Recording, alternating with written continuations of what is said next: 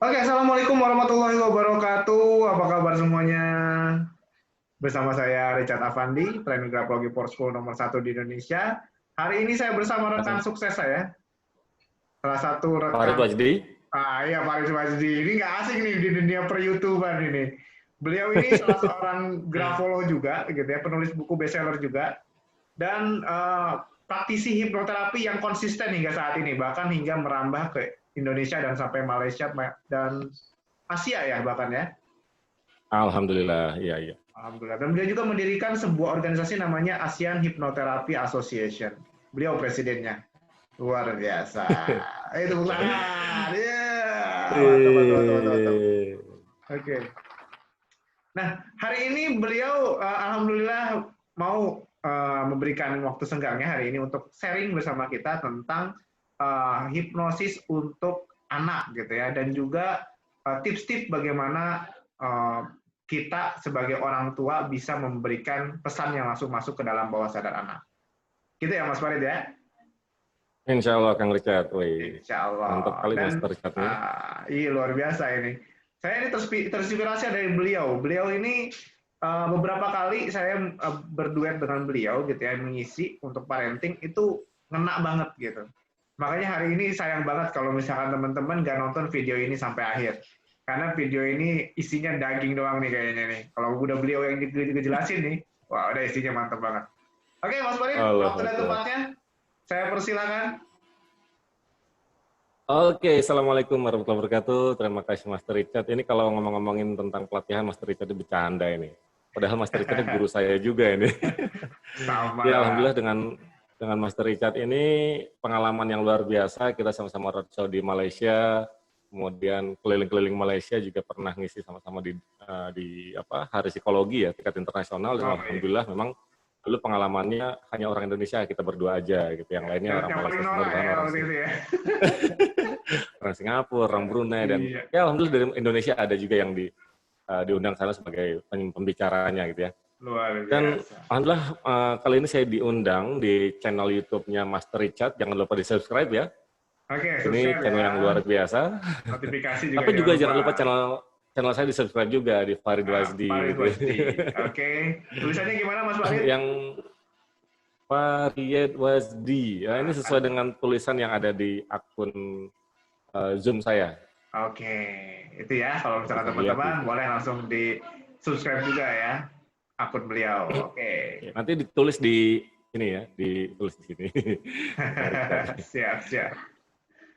Oke. Oke, Nah, kita ngobrol-ngobrol apa nih, Mas Richard nih? ini kayaknya yang seru. Ini kan new normal nih hari ini ya. Kita udah mulai masuk new Iya, iya, normal iya. gitu. Jadi bagaimana sih penerapan hipnoterapi di new normal ini gitu? Dan kira-kira apa sih yang kira-kira bisa dikembangkan untuk rekan-rekan gitu? Ini Mas Farid boleh kenalkan diri dulu mungkin, karena nggak banyak yang kenal juga di channel ini. Mungkin ada beberapa yang baru kenal saya, belum tahu juga Mas Farid seperti apa, sehariannya seperti apa. Silakan Mas Farid. Ya, ngomong-ngomong dunia hipnoterapi yang diaplikasikan dalam dunia parenting, memang alhamdulillah pengalaman di dunia training hipnoterapi itu sejak saya tahun 2014 ya. Tapi sudah 6 tahun memang juga fokus dalam pendidikan di parenting, khususnya di bidang hipnoparenting. Nah, ini semua berasal dari pengalaman saya dulu ketika menjadi seorang anak, apa yang saya alami, kemudian pola didik orang tua saya. Dulu jujur saya orang yang minder ya, nggak berani tampil, kemudian takut, kemudian nggak berani membuat sebuah keputusan, bahkan seringkali saya diam, tidak berani bercerita kepada orang tua saya gitu.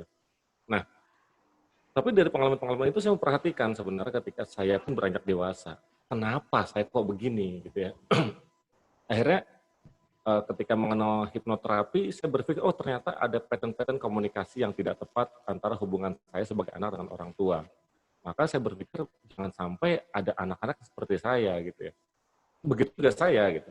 Bahwa saya pun tidak boleh berlarut-larut, lama-lama berlarut dalam kondisi mental yang jatuh gitu ya. Nah, Oke. kemudian saya sebagai orang tua juga punya anak gitu. Bahkan sebelum anak saya lahir, saya sudah mencoba mempelajari tentang sebuah konsep komunikasi dalam keluarga, yaitu hipnoparenting itu sendiri yang bersumber dari hipnoterapi gitu ya. Nah, dari pengalaman itu saya berpikir bahwa ini harus diubah. Maka sejak 2014 saya membuat sebuah formula yang juga sama-sama dengan Mas Richard juga pastinya tentang bagaimana membangun sebuah komunikasi efektif dengan pola-pola pattern hipnosis di dalamnya. Karena banyak orang tua yang nggak sadar kalau di dalamnya itu ada pattern hipnosis ketika orang tua berbicara pada anak. Nah, di sisi lain juga ada pengalaman-pengalaman yang diceritakan oleh orang tua kepada saya, karena juga memang sebagai seorang family therapy consultant gitu, Mas Richard. Oke, keren. Iya. Jadi beliau ini mempraktekkan hypnoparenting ini bahkan sudah sebelum berkeluarga ya, jadi sudah mempelajari ilmu ini ya.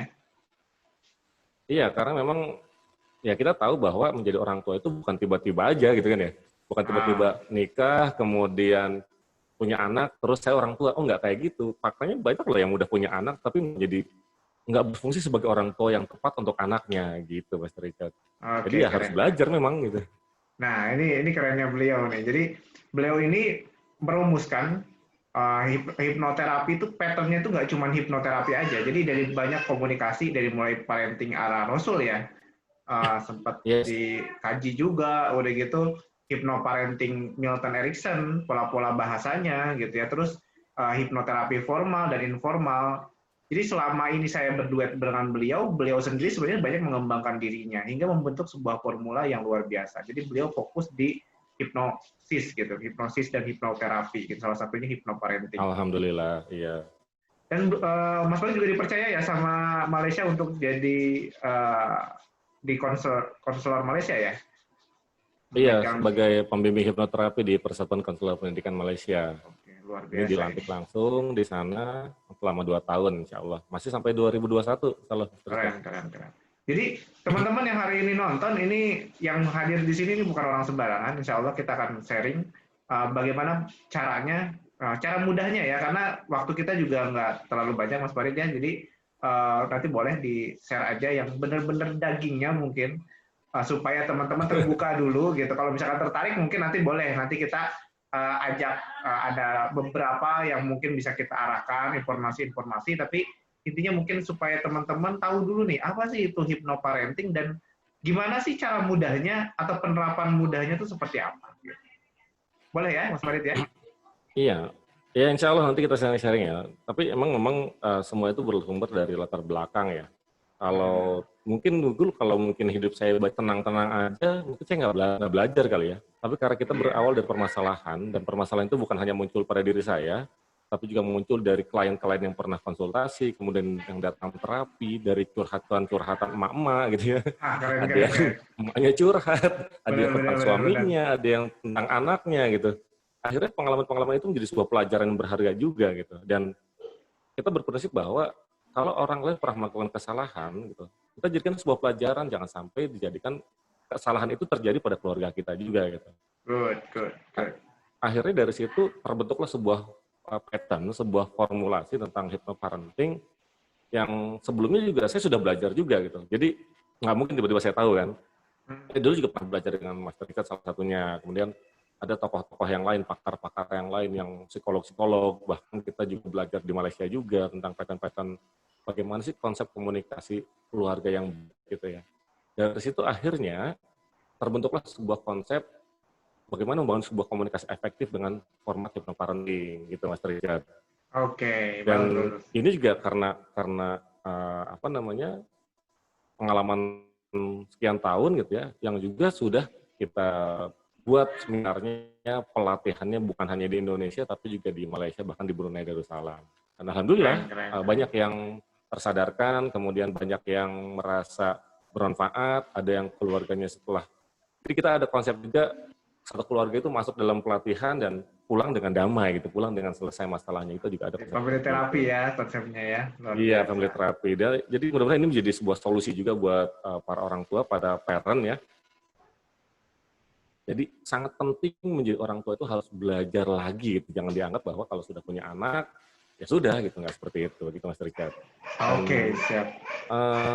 Kenapa harus belajar? Gini, pengalaman orang itu bisa jadi pelajaran. Kalau kita belajar sendiri, bisa jadi butuh waktu yang panjang. Bisa jadi malah terjadi masalah duluan di keluarga kita.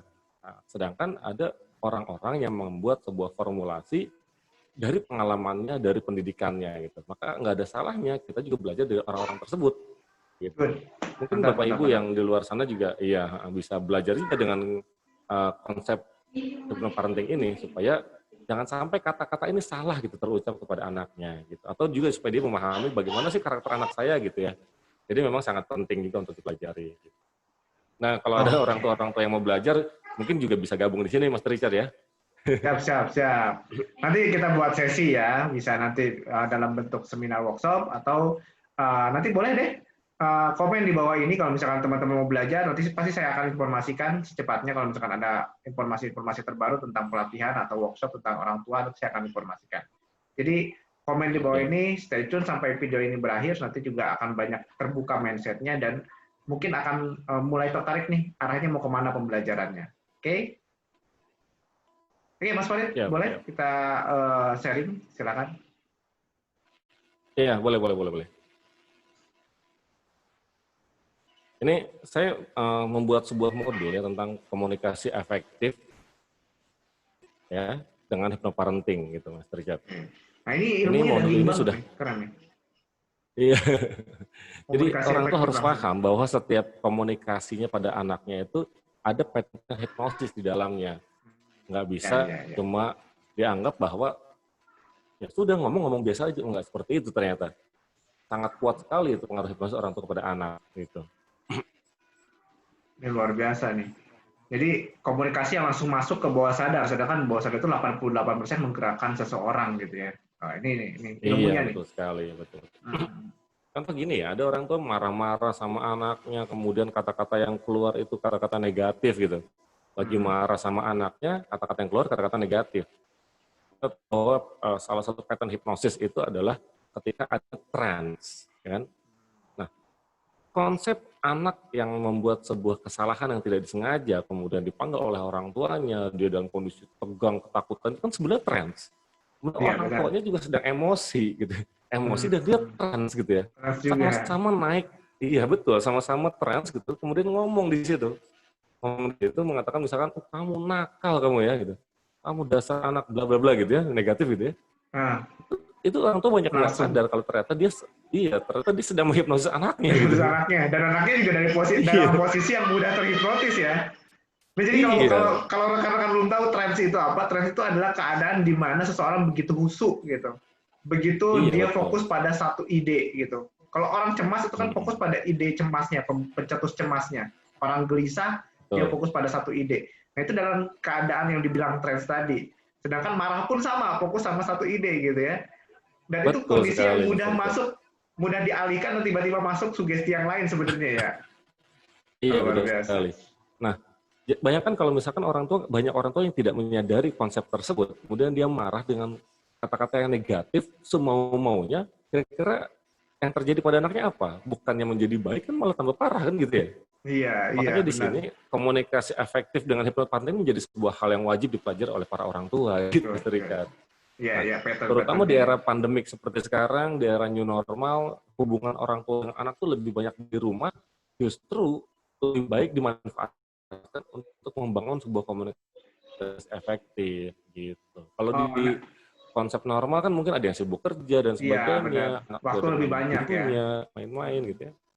Iya, mumpung waktunya banyak, latihan praktek lah sekarang kan gitu. Good. Nah, sebelum kita lanjut nih, banyak orang tua bertanya pada saya. Ini kalau di sesi hypnoparenting ya biasanya ya, kalau misalkan parenting atau hypnoparenting bahasannya ngomongin hipnotis gitu. Orang tua pasti berpikirnya gini, kalau hypnoparenting itu berarti anaknya tuh dibikin tidur ya, baru dikasih sugesti atau anaknya dibikin gak sadar, bener nggak sih seperti itu? Gimana Mas Farid itu? Itu paling sering itu pertanyaan itu. Iya, ini karena banyak orang tua yang kebanyakan nonton Uya-Kuya gitu, nonton di TV gitu, bahwa hipnosis itu tidur. Ya nggak salah juga sih, memang hipnosis itu salah satunya seperti tidur ya. Tetapi sebenarnya definisi hipnosis itu bukan cuma sekedar tidur gitu. Saya kalau misalkan membuat sebuah definisi hipnosis, itu ada dua prinsip, ada dua kata. Itu prinsipnya tembus dan tanam. Jadi ini sebuah teknik komunikasi persuasif ya. Untuk apa? Untuk menembus area kritis pikiran manusia atau critical factor pikiran manusia supaya bisa menanamkan sugesti atau informasi ke bawah sadar orang lain ataupun diri sendiri. Sehingga akan melahirkan sebuah afektif, behavior, atau kognitif. Jadi poinnya adalah ini sebuah komunikasi persuasif menembus area kritis pikiran untuk menanamkan sugesti atau informasi ke bawah sadar yang akan melahirkan afektif, behavior, kognitif. Afektif itu perasaan, behavior itu perilaku, kognitif itu pemikiran baru gitu. Nah, poin dari hipnosis itu sugestinya tadi. Gitu.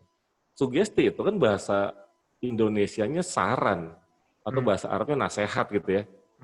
Maka setiap orang tua yang memberikan saran, informasi ataupun nasihat kepada orang lain atau kepada anaknya, kemudian anaknya menerima sehingga dia berperilaku yang baru, berperasaan yang baru, dan memikirkan hal baru, itu sudah terjadi konsep hipnosis gitu. Nah bayangkan kalau misalkan orang tua ngomongnya seperti itu, kemudian critical factor-nya terbuka, sedangkan kata-kata yang masuk negatif, nah sudah mendalik. Sayang banget. Sedangkan konsep itu tidak mesti harus seperti tidur gitu. Meskipun ada dalam teknik konvensional juga akan diajarkan dalam pelatihan di hypnoparenting itu ada hipnosis tidur yang dimanfaatkan untuk memberikan sugesti yang dalam kepada anaknya. Tidak semuanya tidur, Mas Richard ya.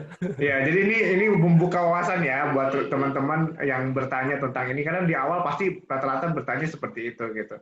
Jadi hipnosis itu tidak selamanya itu harus ada formal tidur gitu. Jadi hipnosis itu ada bentuknya adalah pola kalimat, kata-kata yang bisa memudahkan masuk sugesti atau saran itu diterima oleh seseorang gitu ya.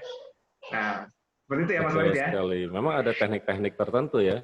Iya, memang ada teknik-teknik tertentu dalam membangun atau memberikan sebuah sugesti tersebut gitu ya. Nggak langsung tiba-tiba kita ngomong terus langsung masuk, nggak gitu juga. Memang ada hal atau prinsip-prinsip yang harus dipelajari oleh para orang tua gitu. Nah itu tuh yang mahalnya itu di situ sebenarnya, yang butuh waktu dan butuh pembelajaran di situ ya. Nah, hari ini akan sebagian dibahas juga nih, keren nih.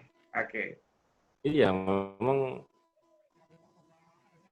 betul sekali. Ya. Ada prinsip-prinsip, ada syarat-syarat, ada latihannya gitu. Oke.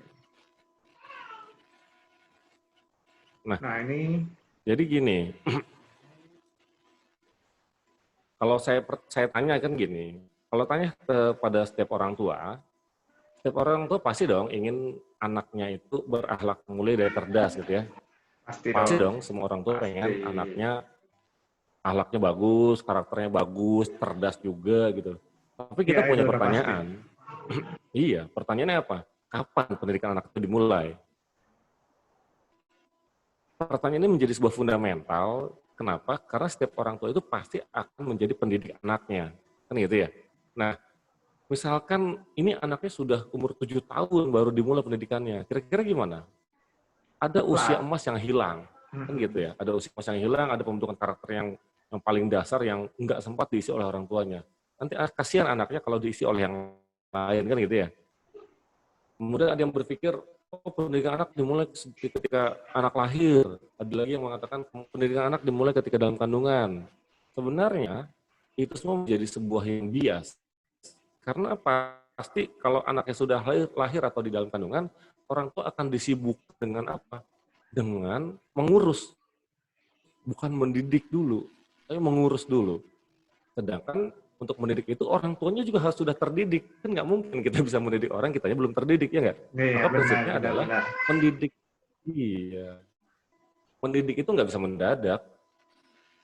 Udah punya anak, baru dia sibuk gimana caranya. Nggak bisa. Dan yang mendadak itu tidak bisa mendidik gitu. Iya, yang mendadak itu hanya tahu bulat digoreng dadakan gitu ya. Gitu. Oke. Jadi ini menjadi sebuah hal yang harus diperhatikan oleh para orang tua, bahwa setiap orang tua itu wajib belajar terlebih dahulu bagaimana cara mendidik anaknya. Bahkan sebelum punya anak sebenarnya. Bahkan jauh sebelum dia menikah. Kenapa? Istilahnya gini, kalau kita pengen punya anak yang soleh gitu, yang berakhlak mulia, maka idealnya orang tuanya pun harus soleh dan berakhlak mulia, ya enggak? Maka kita harus memantaskan diri kita supaya soleh dan berakhlak mulia. Kemudian mencari pasangan kita yang solehah dan berakhlak mulia juga. Mulia kan juga, gitu? Iya benar. Iya. Kalau kitanya tidak memantaskan diri, kitanya masih banyak maksiat, terus nongkrongnya di tempat-tempat maksiat, ketemunya orang-orang yang bermaksiat, terus dia menikah, terus gimana caranya punya anak yang berakhlak mulia, kan gitu ya? Benar. Jadi nggak sesuai ya malah ya. Karena Dia mulai dari fundamentalnya memang harus sudah ke arah sana gitu. Iya betul. Oke. Nah dari situ akhirnya saya menyimpulkan ada 3 tipe orang tua, Mas Richard. Pertama, ini ada orang tua yang nyasar. Orang tua nyasar ini orang-orang tua tersesat lah. Apa? Orang tua yang dia dipanggil ayah hanya karena dia punya anak. Dia dipanggil ibu hanya karena dia melahirkan. Tetapi prinsipnya dia tidak punya landasan bagaimana sih mendidik anaknya dengan baik. Yang penting anak dikasih makan, dibesarkan, tapi tidak punya pola pendidikan. Biasanya terjadi bentakan-bentakan, marah-marah, teriakan-teriakan, KDRT di rumahnya, ringan tangan memukul, dan lain sebagainya. Ini orang tua yang tersesat. Yang jadi korban siapa? Anaknya. Yang jadi korban siapa? Istrinya. Ya kadang-kadang suaminya juga jadi korban. Akhirnya terjadi perceraian dan sebagainya. Ini orang tua yang tersesat. Yang ketika disekolahkan, dia tidak bertanggung jawab atas pendidikan anaknya. Seolah-olah kalau sudah disekolahkan, dia sudah cukup. Padahal tidak seperti itu. Kemudian ketika ada peluang-peluang belajar, tidak mau belajar.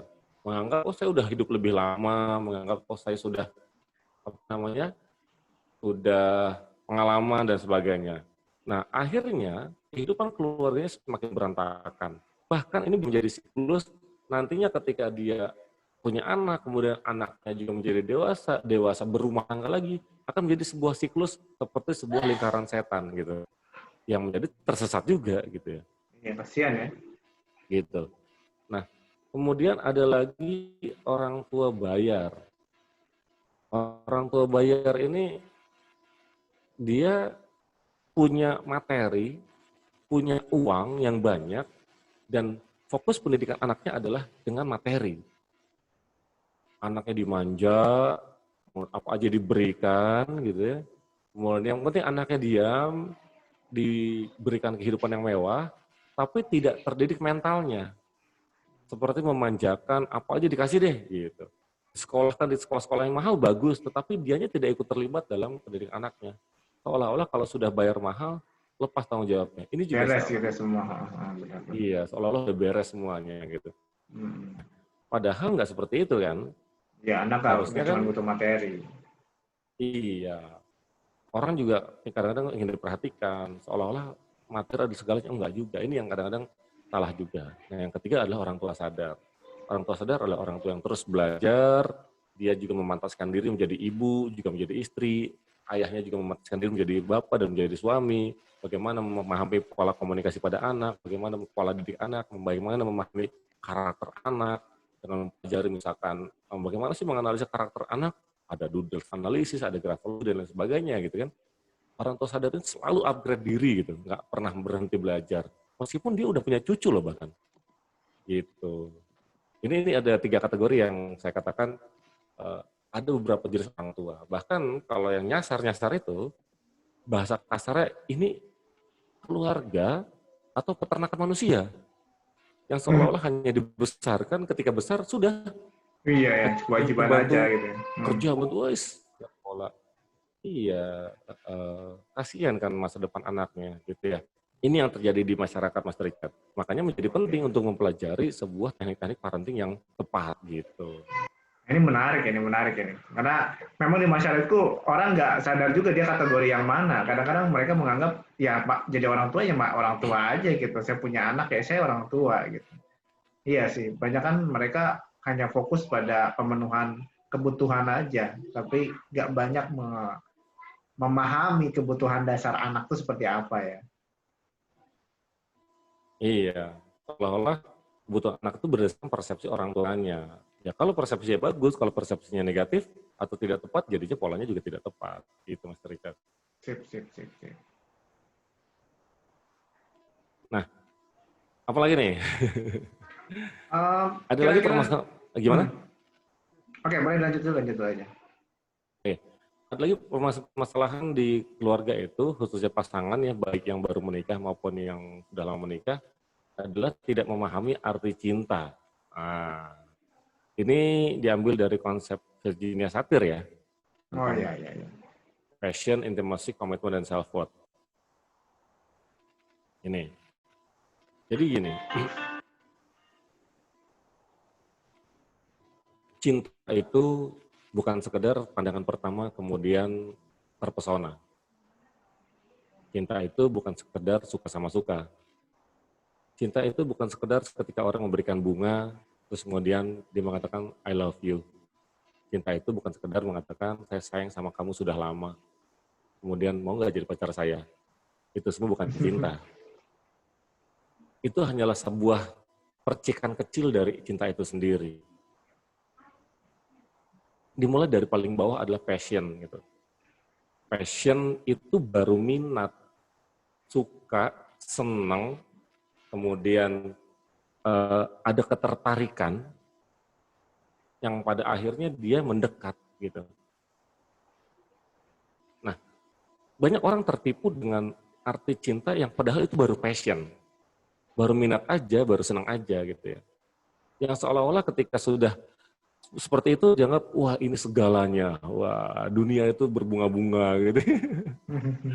Nah, banyak remaja-remaja ataupun orang yang siap menikah justru tertipu di posisi awal. Kita berlindung pada Allah ya, berlindung pada Tuhan, jangan sampai terjadi kepada generasi selanjutnya, generasi anak-anak kita bahwa tertipu dengan passion yang dikatakan cinta, akhirnya seolah-olah ketika dia dekat, dia melepaskan semuanya kepada pasangannya. Padahal ini bisa jadi tertipu dengan godaan setan. Baru senang doang loh. Belum baru senang kemudian dekat gitu. Nah, kalau senang dengan dekat itu baru level 2, passion dan intimacy. Intimacy itu menjadi sebuah hal yang normal karena memang ada kedekatan. Yang tadinya bahasanya gue elu, kemudian menjadi aku kamu gitu ya. Aku kamu, terus kemudian semakin dekat intimasinya menjadi babe gitu ya. Bebek Bahkan gitu yang ya. mengerikan ketika anak SMP udah abi umi gitu ya. Waduh, itu udah bahaya. SD malah kalau sekarang udah ada ya. Luar Nah, biasa. buat teman-teman semua di sana, khususnya yang sedang menjalin sebuah hubungan, hati-hati. Jangan pernah terlalu dekat dengan calon Anda atau memasrahkan semuanya sebelum tercapai sebuah komitmen. Tanyakan komitmennya. Mau dibawa kemana hubungan kita? Dia kayak lagu ya. Iya, benar. Mau dibawa kemana Ini. hubungan kita, gitu Ya, kan. ada bakar kaset Ya dan kalau CD-nya. misalkan ditanya seperti itu kemudian gimana? Bakar kaset dan CD-nya gitu ya. Iklannya akhirnya gitu. Oke. Iya.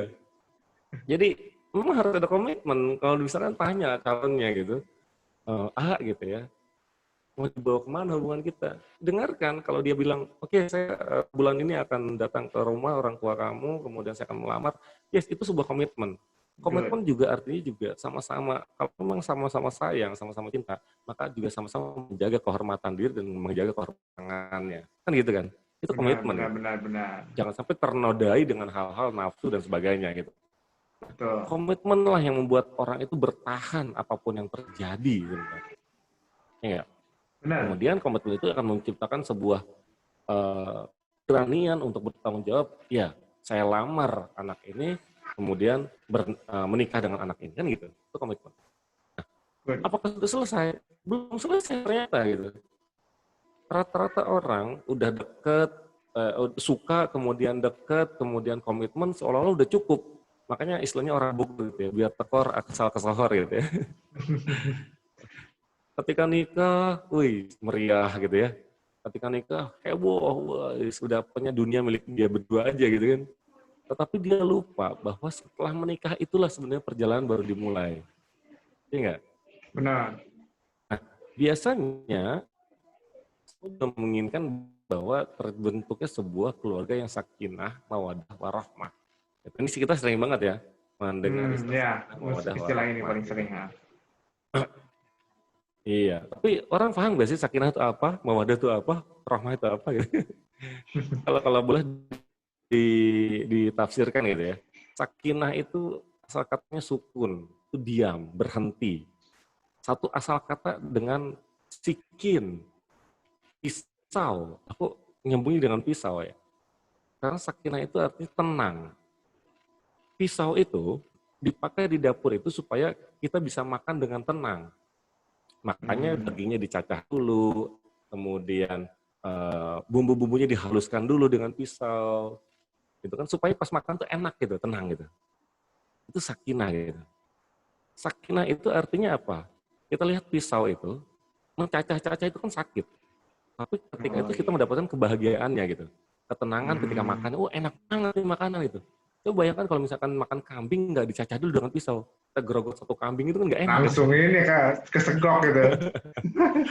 Nggak tenang gitu. Atau makan ayam, satu ayam langsung blek gitu, nggak enak gitu. Nggak enak. Maka sebenarnya konsepnya sakinah itu adalah ketenangan setelah mengalami pergolakan. Ketenangan setelah mengalami badai gitu. Kalau tenang nggak ada masalah, ya biasa aja gitu. Jadi pasti ada masalah ya dalam rumah tangga itu ya? Betul. Nah kadang-kadang orang itu merasa sakinah ketika nggak ada masalah aja gitu. Tenang, enak, damai, tentrem di rumahnya. Tapi ketika ada masalah, justru dia malah menjadi agen permasalahan itu tersendiri ya. Menjadi agen permasalahan itu sendiri gitu. Bukan menenangkan, malah menambahkan percekcokan. Kan salah tuh. Iya, malah manasin ya, malah lebih panas lagi. Gitu. Betul. Curhat pada orang yang salah, malah bikin berantakan kan gitu. Iya, kebanyakan nonton stand up kayaknya, jadi roasting terus gitu. Drakor. Drakor ya, kalau sekarang banyak kan yang menangis itu ya. Iya. Bawaannya curiga terus ya. Benar. Iya. Padahal konsep sakinah itu ya kita hidup tenang dengan pasangan kita, dalam kondisi bahagia, juga tenang ketika ada permasalahan.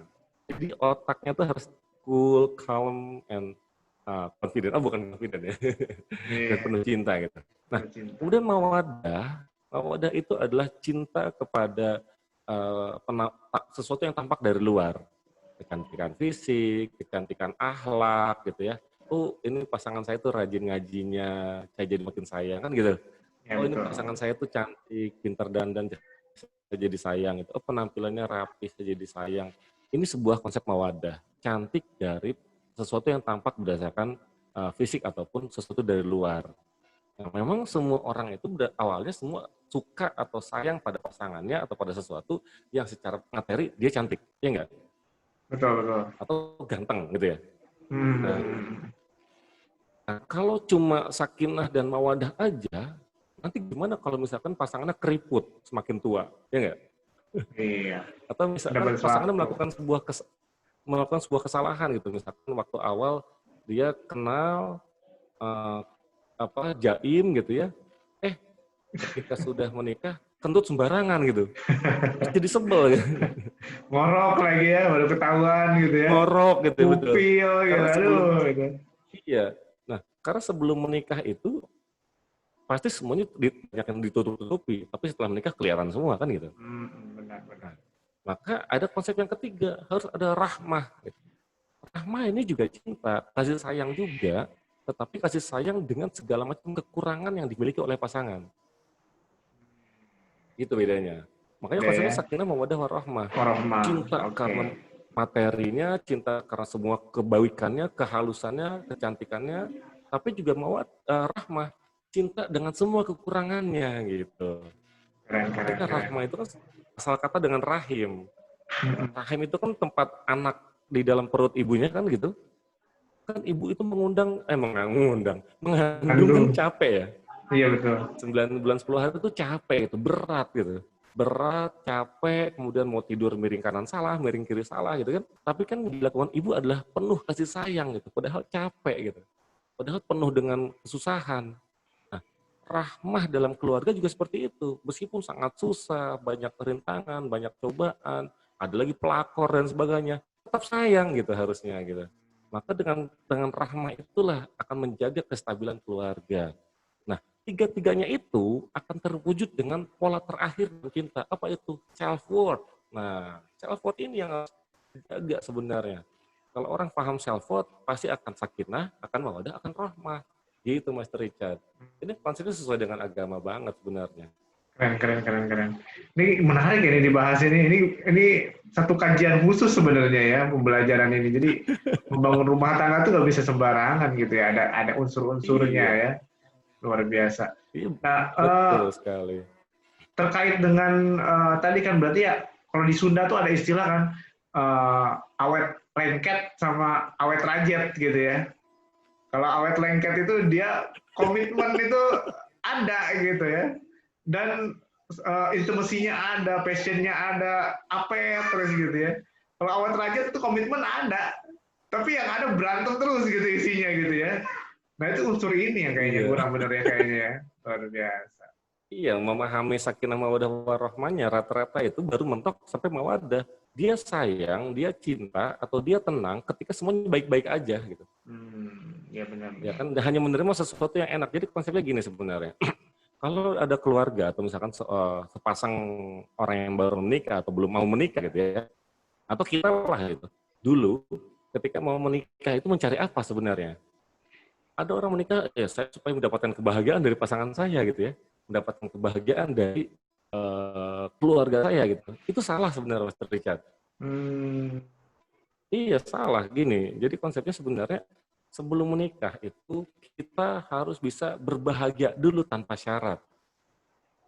Kita beres beres dulu dengan urusan kita gitu ya. Tenang dulu pikirannya. Makanya harus belajar hipnoterapi itu di situ gitu. Iya nggak?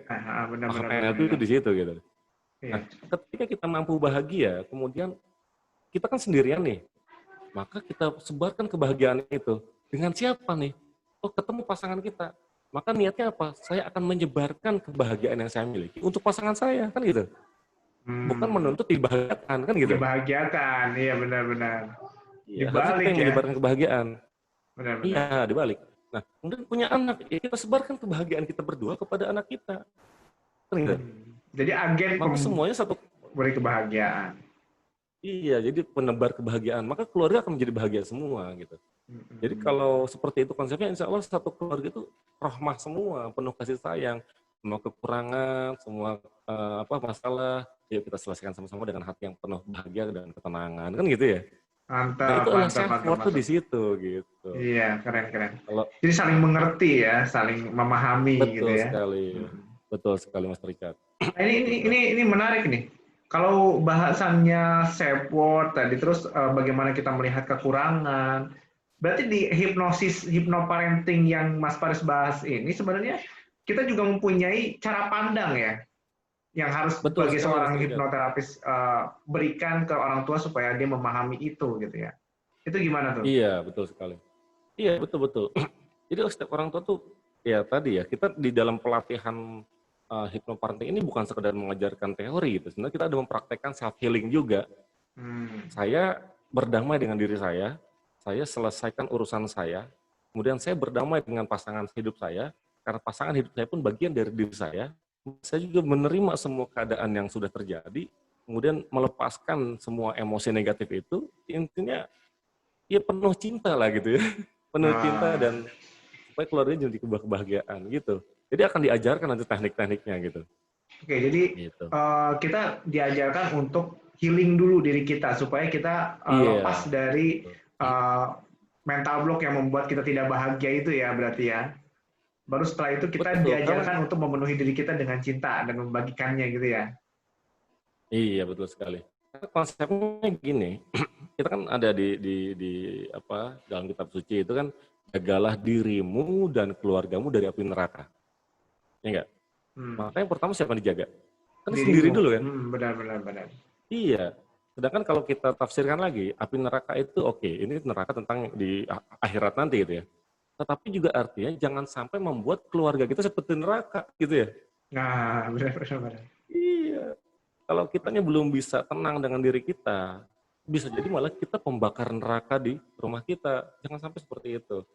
Maka self healing dulu, ya kan gitu. Kita Mantap, oke, mantap, mantap. paham, tenang, clear. Yuk kita berikan surganya kepada pasangan kita. Jadi rumahku surgaku itu menjadi sebuah konsep yang jelas gitu. Baiti Benar. Jannati itu rumahku surgaku menjadi sebuah konsep yang jelas bahwa dalam dunia ini inilah surgaku. Orang senang pulang ke rumahnya, nggak perlu mampir-mampir ke tempat janda tetangga gitu. Oke. nggak banyak lagi. Nggak perlu main-main ke tempat lain. Ini Iya surganya benar. nungguin gitu. Iya, mantap. Kalau Gitu. misalkan berarti kalau kita ngomongin ini jadi menarik nih. Mas Farid sendiri, yang saya tahu ya, Mas Farid sendiri kan menciptakan sebuah buku judulnya Berdamai dengan Diri ya, bener ya? Oh iya, insya Allah. Iya. Ah, nah itu kan di dalam itu juga membahas tentang bagaimana berdamai dengan orang lain gitu kan, yang tadi dibahas tadi self healing gitu kan, berdamai Iya, dengan betul orang lain. sekali. Itu supaya orang tua kan seringkali gitu ke di dalam rumah tangga sebenarnya dia sih seolah-olah berdamai, nggak bisa berdamai dengan anaknya misalkan. Ini anak saya begini nih ke, jadinya bikin dia kesal gitu ya. Itu sebenarnya dalam Iya. hal ini yang perlu diperbaiki yang mana? Apakah dia tidak berdamai dengan dirinya, atau dia tidak berdamai dengan anaknya, atau apakah yang membuat itu sebenarnya? Apa cara pandangnya? Gimana tuh? Menurut hipnoparenting itu gimana tuh? Iya, gini. Jadi konsep konsep diri itu, ini memang di konsep hypnoparenting ini juga saya sisipkan nilai-nilai dari buku yang sedang saya tulis, yaitu Berdamai dengan Diri ya gitu ya. Nah, konsep diri itu yang harus dipahami oleh orang tua. Atau kita juga, atau yang belum menikah juga sama ya, harus dipahami bahwa diri itu bukan satu orang. Saya pribadi iya satu orang, tetapi siapa saya, who am I ini akan sangat luas sekali gitu. Tidak hanya individu. Diri itu gini, contoh gini, kalau diri itu satu orang, kenapa ketika ada seorang anak tawuran kemudian ketangkap oleh polisi, dia diuruskan masalahnya diselesaikan apakah dia sendiri atau dipanggil orang tuanya? Orang tua Dipanggil orang pasti. tuanya juga kan? Iya. Dipanggil gurunya juga kan gitu ya. Benar. Dan ketika gurunya datang, orang tuanya datang, mereka bilang apa kepada anaknya? Dasar anak tidak tahu diri kamu ya gitu. Nah, kok dibilangnya anak tidak tahu diri itu? Padahal harusnya orang tua bilang dasar kamu anak tidak tahu orang tua kan gitu. Dasar kamu anak tidak tahu guru gitu. Karena orang tua dan gurunya itu bagian dari diri anak tersebut gitu. Gitu. Karena gini, berarti apa itu diri sebenarnya? Jadi diri itu nggak individu. Diri itu adalah saya sebagai individu dan semua hal yang pernah membentuk saya. Semua hal ini siapa aja? Ya ada orang tua, lingkaran pertamanya, ada keluarga, kemudian ada adik kakak, kemudian ada lingkaran sekolah, teman-teman, kemudian ada guru-guru yang memberikan ilmu, yang semua membentuk karakter saya. Itu adalah bagian dari diri saya. Termasuk apa yang kita baca, apa yang kita tonton, apa yang kita dengar, ini akan membentuk karakter diri saya. Gitu kan? Maka orang tua kepada anak juga harus paham bahwa diri anak tersebut pun bagian dari diri orang tuanya. Secara genetik pun demikian, secara pembentukan karakter pun demikian. Makanya ada pepatah yang mengatakan buah jatuh tidak jauh dari pohonnya kan gitu. Artinya akan ada hal-hal yang ditularkan dari orang tua kepada anaknya gitu. Nah kalau dia konflik sama anaknya sendiri atau anak konflik pada orang tuanya, iya. Kalau ada orang tua konflik dengan anaknya berarti sama-sama tidak memahami sebenarnya diri saya itu yang mana. Kan gitu. Maka kalau kata guru saya ketika ada permasalahan pada anak, yang pertama kali dieksplor adalah bagaimana pola didik dari orang tuanya. Ibaratnya kalau ini ada pabrik apa namanya? Teko gitu, pabrik gelas keramik gitu ya. Ketika gelas itu ada yang beda bentuknya, kira-kira yang salah gelasnya atau cetakannya? Ya. Maka yang harus direvisi adalah cetakannya kan gitu ya. Gitu. Good. Itulah kira-kira Mas Terikat. Keren. Nih sebenarnya masih banyak yang bisa kita bahas, cuma karena waktu juga ya Mas Farid ya. Karena ini juga udah cukup malam juga. Boleh nggak diceritakan atau apa pengalaman Mas Farid, atau ada nggak tips untuk para parent-parent di rumah gitu ya, di era new normal ini menerapkan hypnoparenting itu seperti apa? Iya, jadi ini sebuah hal yang sangat penting untuk dipelajari oleh semua orang tua ya, bahwa pertama kata-kata orang tua kepada anak itu harus dijaga betul-betul. Mulai tadi prinsipnya adalah bagaimana kita bahagia dulu tanpa syarat. Ya. Oke. Kita bahagiakan diri kita bukan bergantung kepada sesuatu. Atau niatnya diubah, bahwa saya menikah, saya punya anak adalah untuk menyebarkan kebahagiaan yang saya miliki kepada keluarga saya. Maka dengan demikian, apapun keadaan rumah tangga, kita sebarkan kebahagiaan aja secara istiqomah.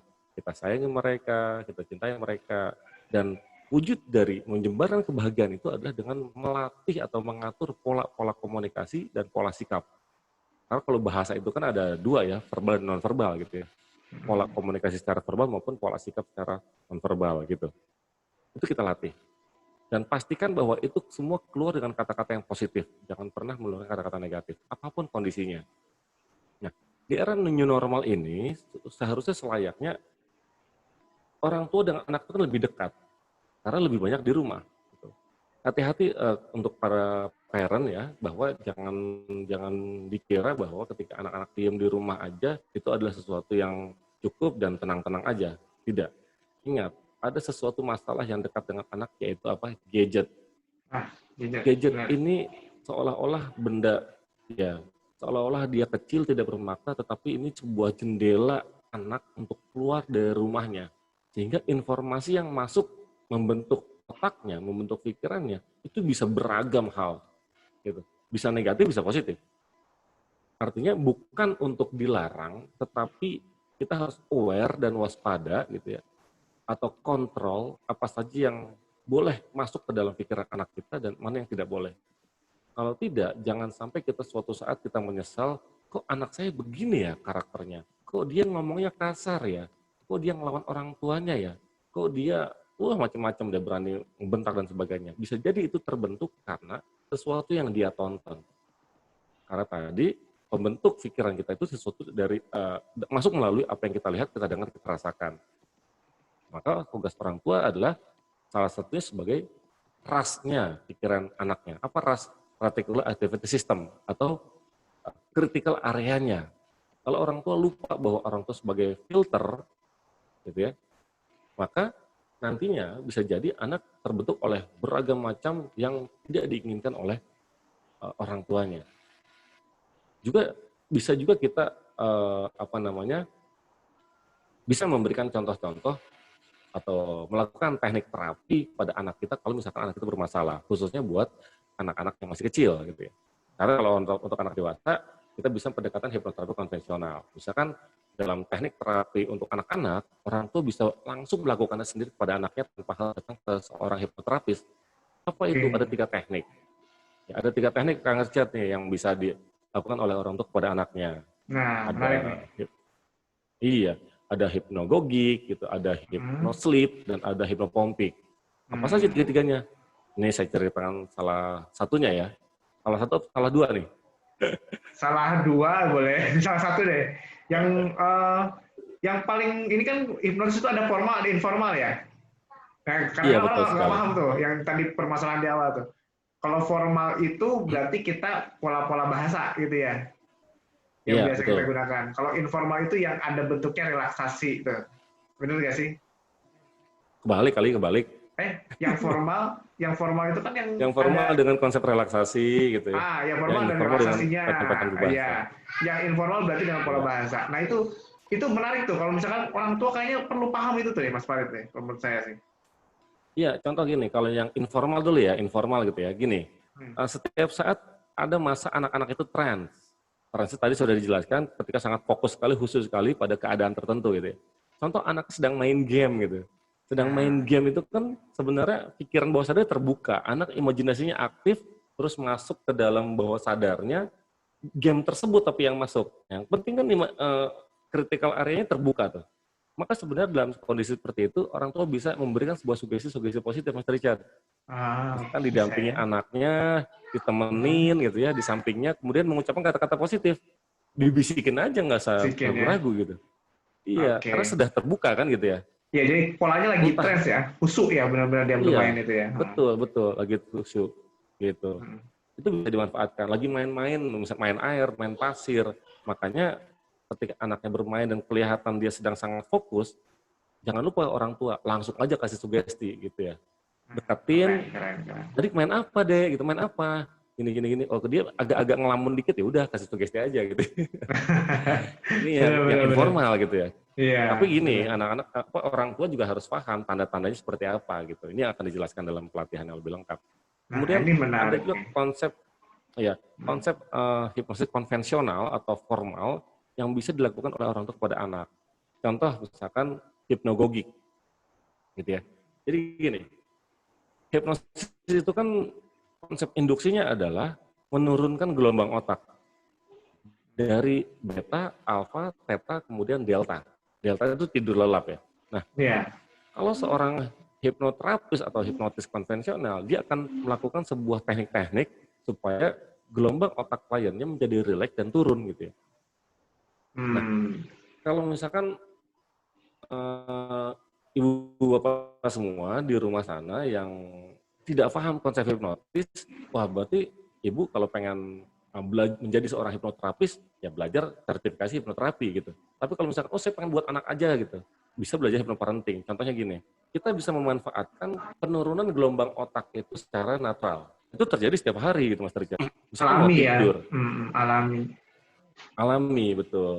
Alami. Mau tidur misalkan, itu kan akan mencapai gelombang otak delta tuh, paling bawah ya kan. Iya. Maka dari kondisi terjaga utuh, beta, kemudian dia akan turun menjadi alfa dan theta. Nah, penurunan gelombang otak ini kan terjadi ketika orang mengantuk dan tertidur, ya nggak? Maka di saat itulah manfaatkan kesempatan ayah bunda ini untuk memberikan sugesti positif kepada anaknya. Khususnya anak-anak di bawah umur 6 tahun gitu. Nah, ini bisa memberikan sebuah sugesti misalkan dongeng dulu gitu ya. Kemudian sambil melihat tanda-tandanya. Diselipin ya. Mata anaknya, iya diselipin. Oh, mata anaknya ini udah mulai kedap-kedip nih. Oh, udah mulai nutup-nutup dikit nih. Ini tanda bahwa gelombang otaknya pun turun. Yang tadi terjaga penuh beta itu matanya masih melotot, itu masih aktif. Kemudian turun tanda-tandanya tuh. Udah ngantuk-ngantuk, udah merem-merem gitu kan. Oh, ke alfa nih. Nah, sebenarnya di konsep alfa dan masuk ke theta ini langsung aja kasih sugestinya. Yang tadinya karena mudah menerima ya dia secara umum dia di kondisi alfa theta itu mudah menerima sugesti. Betul, karena ketika kondisi di situ gerbang bawah sadar itu terbuka gitu Mas Richard. Nah itu harus cepat tuh, jangan sampai kelewat tiba-tiba anak udah ngorok gitu, nggak jadi gitu. Udah delta tuh nggak peka sekali sama sugesti ya, bener-bener. Iya, kalau delta malah nggak menerima sugesti gitu. Dia tidur lelap tanpa menerima sugesti. Tapi kalau misalkan baru-baru itu matanya udah tutup-tutup, redup gitu. Manfaatkan kondisi itu untuk memberikan sugesti. Makanya hipnogogik itu adalah penyampaian sugesti kepada anak melalui teknik hipnosis konvensional ketika anaknya mau tidur. Tidur. Oke, ini keren. Ini bisa diperhatikan loh oleh ayah bunda semua sebenarnya. Gitu. Dan ini alami ya, alami. Jadi kita mau siapapun Anda, nggak harus Anda hipnoterapis, Anda bisa menerapkan ini. Nah, iya. Bisa, semua orang tuh bisa. Gitu. Jadi didampingi, didongengin, cahaya kamar dibuat redup gitu ya. Ya kira-kira 15 menit lah menjelang tidurnya gitu. Iya, 30-15 menit menjelang tidurnya, kamu diperhatikan tuh. Dia semakin sayu-sayu matanya, semakin lelah, semakin rehat gitu ya, semakin malas. Udah langsung berikan sugestinya. Nah, biasanya orang tuh bingung nih, sugestinya apa nih Mas Richard gitu ya. Iya benar. Itu yang mudah itu dicatat dulu, gitu dicatat dulu. Malam ini saya mau ngasih sugesti ini nih gitu. Adik, kamu anak yang soleh, anak yang rajin sholat, anak yang taat pada agama, taat pada Allah, gitu dan sebagainya lah ya gitu. Fokus pada satu tujuan dulu gitu, Mas Richard. Keren. Ini sebenarnya kalau saya sih pribadi gitu ya, ini sekedar menambahkan aja ya.